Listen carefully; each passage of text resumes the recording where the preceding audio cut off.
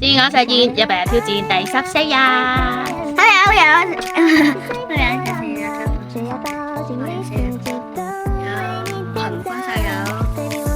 因為我有去屯門圖書館，陪阿仔去屯門圖書館。有見證我有見證阿仔教同學做功課，好認真、好細心、好有耐心，教到佢識為止。然後我有同阿仔去食好嘢，我都好有耐性，慢慢煮，慢慢燒，好飽。我仲準備埋食物俾我晚餐俾我老公同我媽媽，然後跟住我睇到翻嚟就俾佢哋食。高度有1寸。火？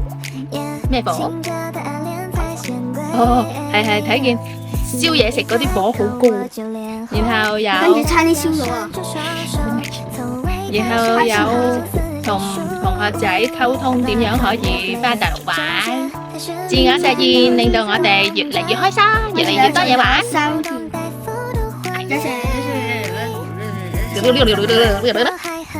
拜拜。